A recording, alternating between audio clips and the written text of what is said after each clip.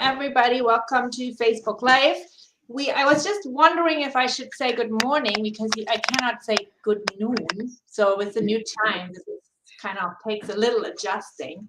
But we are here with Eka, my co-host, and me. And today we are hosting Dr. Joanna Young, who is an environmental educator with over a decade of experience leading backcountry expeditions for youth.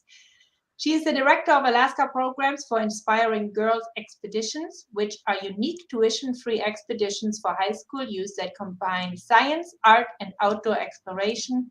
Joanna also studies how Alaska's glaciers are losing mass in climate change, and altogether, Joanna's work has the unifying goal of using research and education as vehicles towards environmental sustainability. Welcome to your team. Thank you so much. Thank you for having me. I'm really looking forward to this chat. Yeah, we are going to talk about a little bit outdoor and outdoor adventures, outdoor exploration, just being outdoors in general.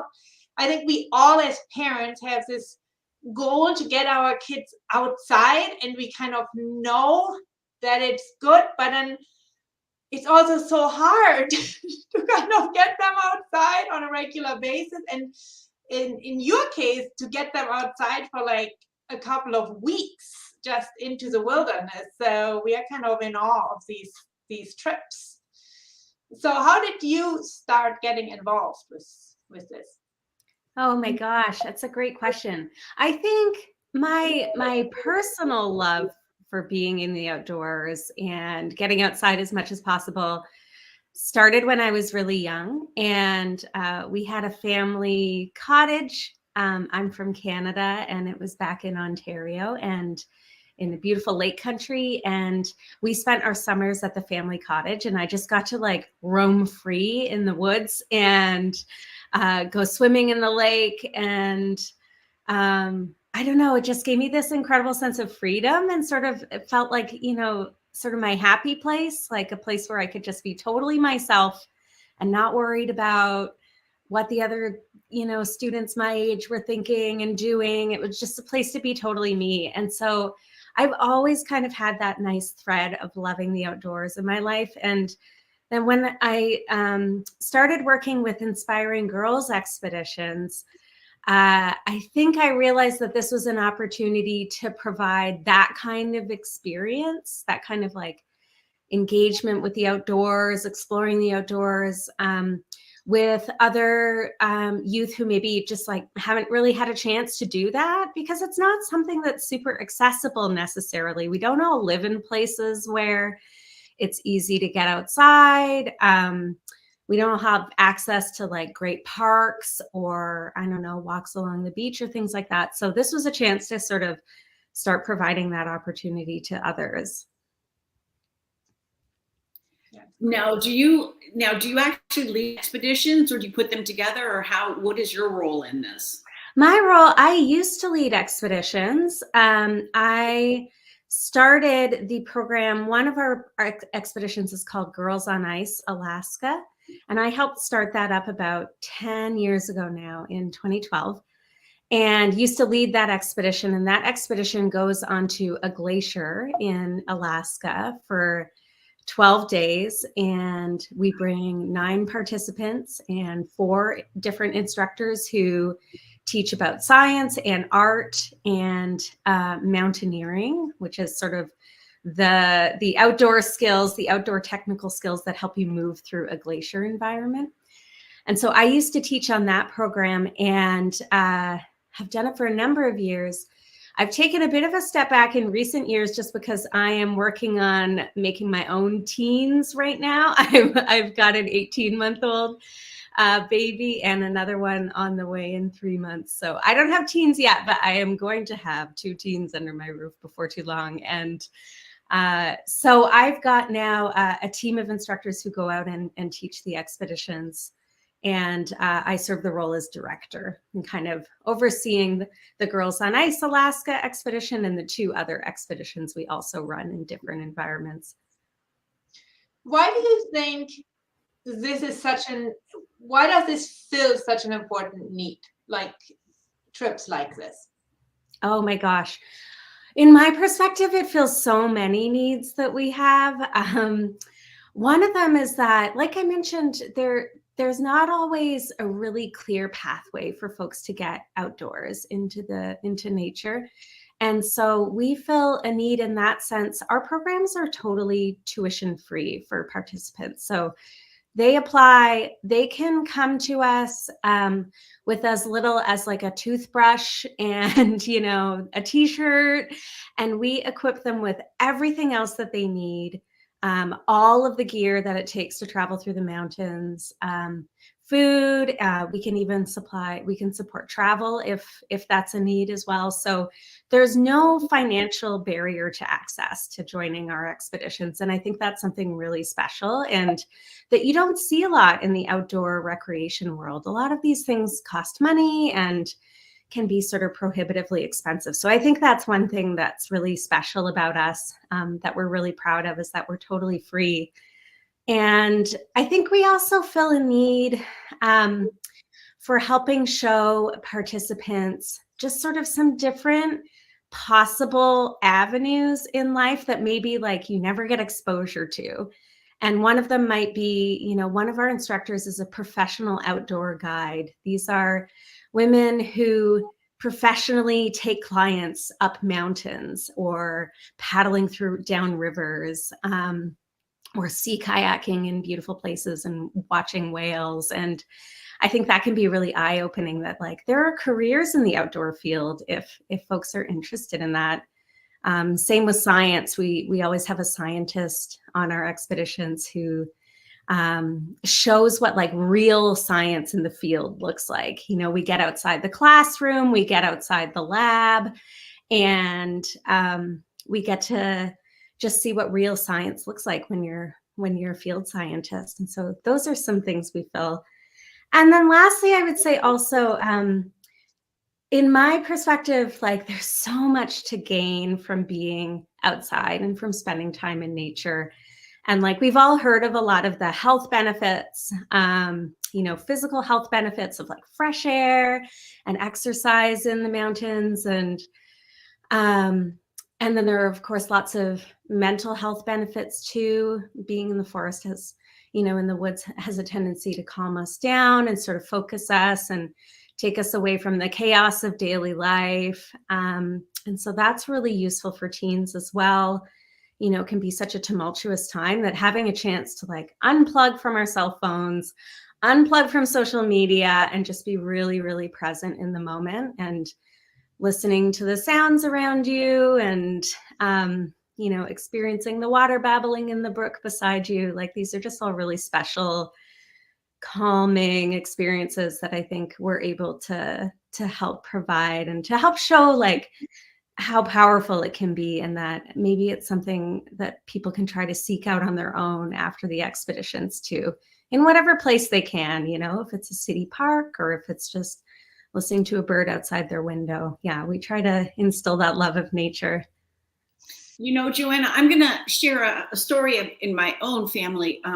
We had a daughter that went after 8th grade, and which was a really hard year for her and for us. She was starting to really push, and she wanted to go on one of these. I think it was like 2 weeks, and we decided to send her. She went kind of like, I'm so done with you guys, and we were kind of like, we're so done with you. Go out there and come back, and we need a break. So the first thing they did is they took the cell phones and they talked about all the rules. And it was 2 weeks. It was backpacking. It was with boys and girls with a leader. And they had to, pack everything in themselves. They had to take turns making their own meals. At one point, she told us she was really afraid because they were rappelling down a rock wall in Vancouver.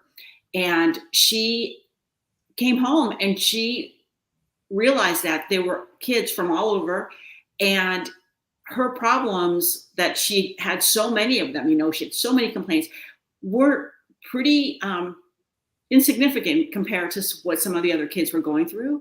There was one girl who her parents sent her there because her mother was dying of breast cancer and they just needed her to just decompress.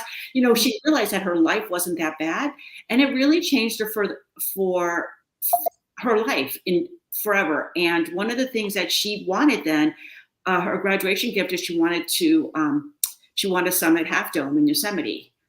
And so she and her father trained, and that's what she did for her graduation gift was, so it has been life-changing for her. And now, she just recently got married. And if you looked on her registry, there were things like backpacking equipment, ice spikes. She actually called me and said, I got the tent I wanted for a wedding gift.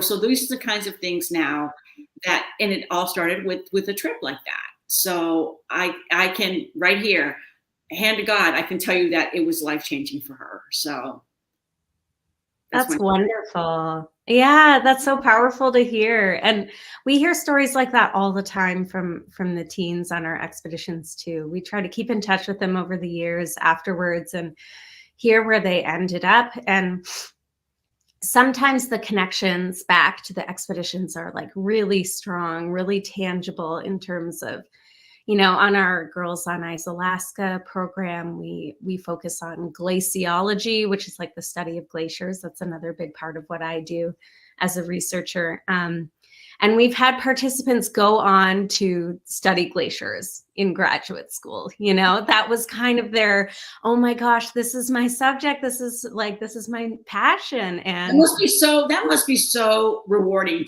to know that, you had such an influence on these girls. It's so cool. Yeah. And by no means do we expect every participant to become a glaciologist. That's not the goal, but it is really cool. But more indirect impacts that I think we hear of over the long term are like exactly what you described. People learned about themselves that there's a lot for them to gain personally from being in the outdoors and from setting themselves up against those challenges that you described, Eka, like rappelling down a rock wall. We do similar sort of like challenge days, or we call them peak experience days, where, for example, we might wake up really early with a goal of like summiting this peak or traveling down this portion of the river that hasn't been explored before by the participants, and setting up sort of this like challenge experience so they can like culminate their outdoor skills over the course of the 2 weeks and then really put them to the test. And just seeing and hearing afterwards about how impactful those challenges were it's huge. It provides them a chance to kind of like step like in a welcoming, supported, as like safe environment. We're very cautious about risk management, of course, but they get to step outside of their comfort zones, like just a little bit into the growth zone, and try something that they would not normally have a chance to do, and that tests their skills and test their just mental ability to stay in the moment, be present, work on the skills that they've learned, and trust themselves to be able to succeed. And we hear time and time again about how impactful those kinds of experiences, those kinds of moments are. They're confidence building. I mean, they really build it. I mean, like my daughter said, if I could go down that rock when my legs were shaking, like taking that first step, she said, how can anything else be as scary as that? That was her thing, is like, I did it. She said, I didn't want to do it. I was shaking but she said I had to do it. And then after that, everything else doesn't seem as scary. You have the confidence. You think, I could go down that wall. I mean, the interesting thing is that they are, that studies show this is kind of the age where there is this natural draw to risk taking, right? Mm-hmm.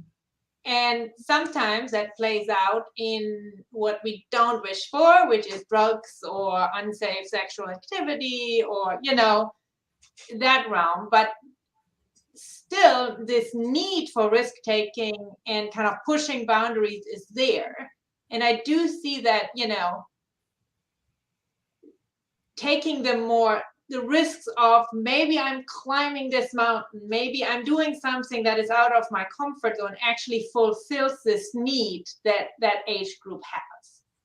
you know, and I wonder if that's why so often, you know, well, and then, you know what? And another part of that is you're taking those risks, but you're doing it without your parents, which I think is a huge part of it too. I don't like if we had taken our daughter on that, if we had done a family trip, it wouldn't have been as impactful.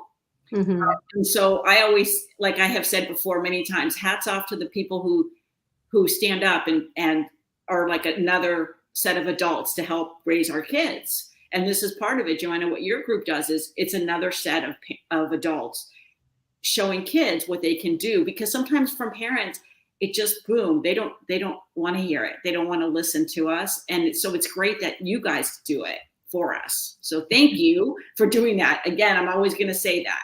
Thank you to those who step up, help us raise our children. So yeah, that's wonderful. Yeah. And I think there's so much power to that. And of course, like the parent-teen dynamic is, you know, it's a really special relationship. And yeah, parents aren't always maybe the best ones to teach a new skill or something just because of that wonderful dynamic in the background. And I think that's part of what challenges our participants on our expeditions as well, is that they're coming into a completely new social dynamic, let alone being in a new outdoor space, learning about, you know, science and art and other subjects that they might know nothing about, that are pretty new. They're also challenging themselves to a completely different social experience by meeting new participants from all over the place and having these new, sort of, you know, temporary authority figures, if that's what you want to call us, who are there to keep everybody safe and keep the group dynamic really strong and set up this supportive, welcoming environment to test themselves and to just push themselves a little bit, but in a really safe way that we talk about and communicate about really thoroughly. So, you know, it's not just we're not throwing anyone down a rock wall. We are, we're building up to it and supporting them, talking them through it step by step along the way. And I think it can just be so powerful in so many ways to sort of test those boundaries of what you're comfortable with. Well, and also I think it gives them the opportunity, you know, maybe to be away from our fears. You know, like for example, I do take my daughters once a week to an outdoor program, and I have to say my biggest fear, and it's like, it always ticks. It's like, I'm crazy, you know, I'm like, put your socks over your pants, you know, it's like, you can break your leg, I'm probably okay, but if I find a tick on you, I'm going to lose my mind, you know, and I feel sometimes bad, right? And I'm like, I don't want to make you paranoid. This is my issue, but I still want you to be careful, you know. So I think it's really good that they get to go and do this with others who, you know, have no fears or have different kind of fears. We have a comment here from Lori, who's hi Lori, she's one of, so Lori says, such a well-needed programs for girls, girl power. My son experienced the same great times with Boy Scouts on monthly campouts, but yearly high adventure weeks all over the country. So yeah, absolutely.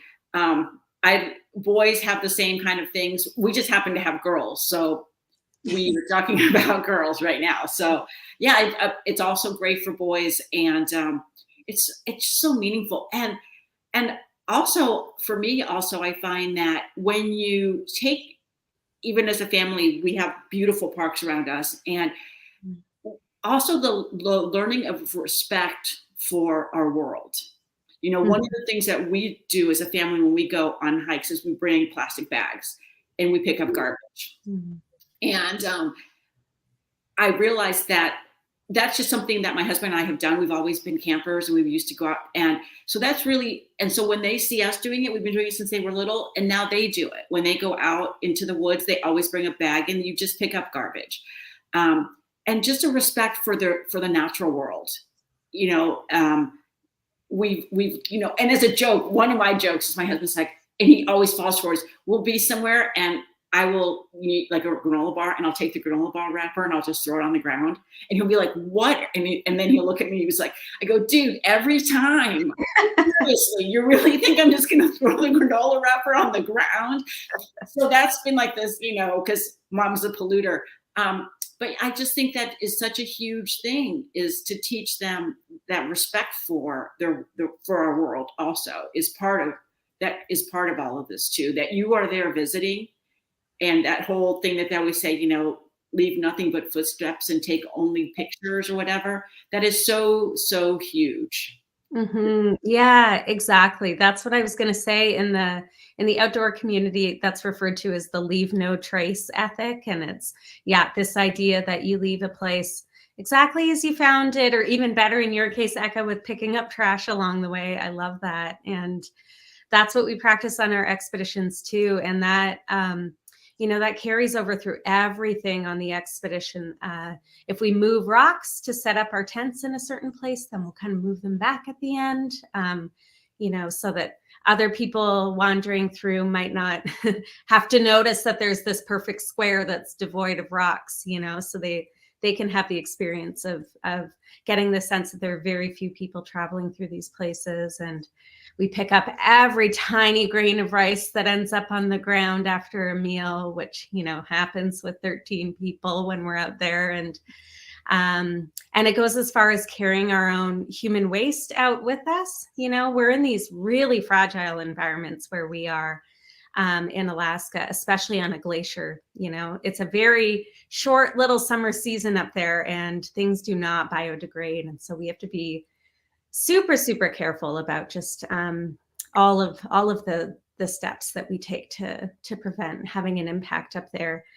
And I think too, a big part of what we teach on these expeditions are like how the ecosystem around us is all connected together, and how, this water over here melting off the glacier on this warm summer day is going to end up traveling through the glacier, coming out the bottom, entering into this river, flowing halfway across Alaska, and then out into the Bering Sea.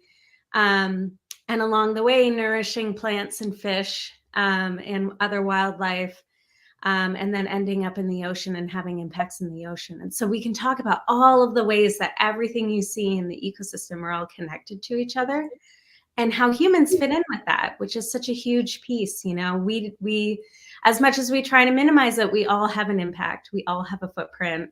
And in turn, like, nature can have an impact on us.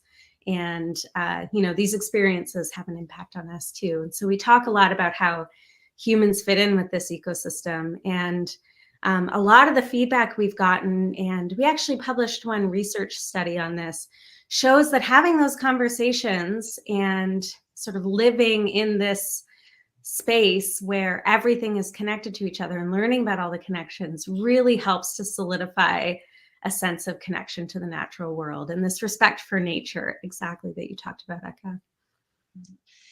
Before we are asking you for some takeaways of what we can do when we cannot make it to Alaska, do you want to plug the program a little bit? If people are interested, how they can get involved, how they can apply? I'd love to. Yes, our applications are actually open right now through January 30th. So just about 2 weeks left to get applications in.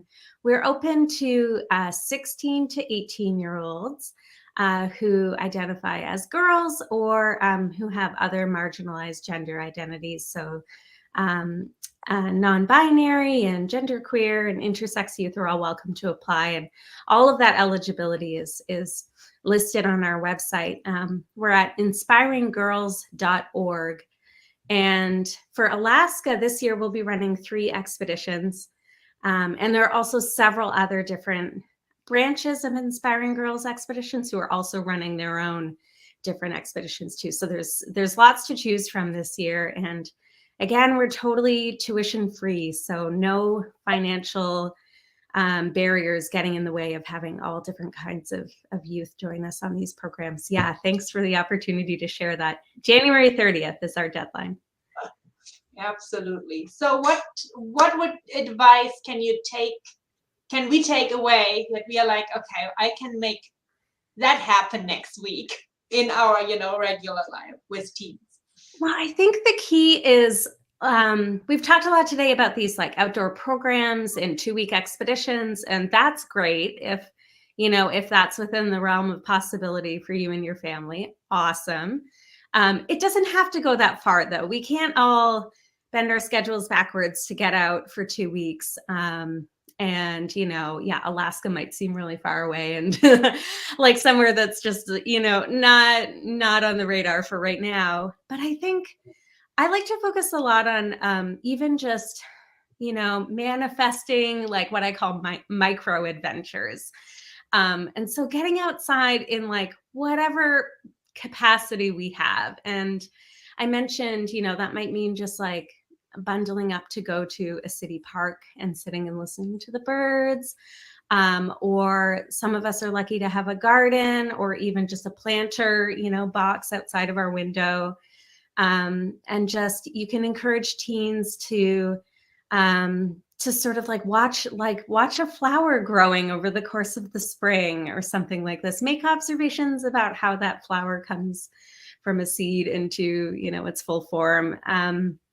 And there's so many things that you can do that are just more local, more home-based, focused on your neighborhood, focused on the ecosystem, the natural world around you where you live. We don't all have to, spend 2 weeks on an expedition to get, I think, some of those same benefits and some of those same bits of fulfillment.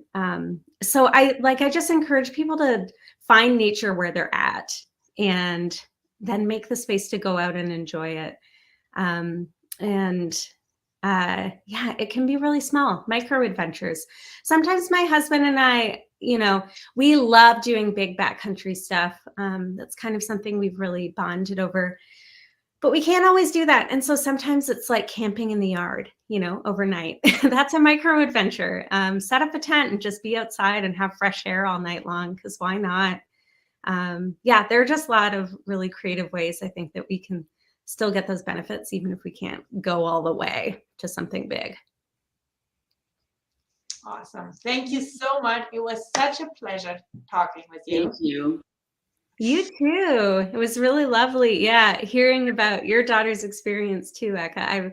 I love her detail about her wedding registry, because that sounds exactly like something that would have been on my wedding registry. Yeah, because a couple of my friends are like, is this for real or did somebody hack it? And I was like, no. A couple of my friends called when they saw it. I said, no, nobody hacked it. This is the kind of stuff that they want. They don't want dishes and they want, tents and they want spikes and they want walking poles. Yeah, that's what they want. I love it. And the thing is, she found a husband that totally is into it with her. So it's a big part of them. So yeah. And I think it all started with, this trip in 8th grade. So it was, like I said, it was life-changing for her. So Mm-hmm. that's what we think. So thank you so much, Joanna, for talking with us today. It was great. Thank you. Thank you. Really lovely. And yes, if parents have questions, all the information is in the comments below. So go check it out. Thanks for watching. Thanks for watching. Thanks, Bye. everyone.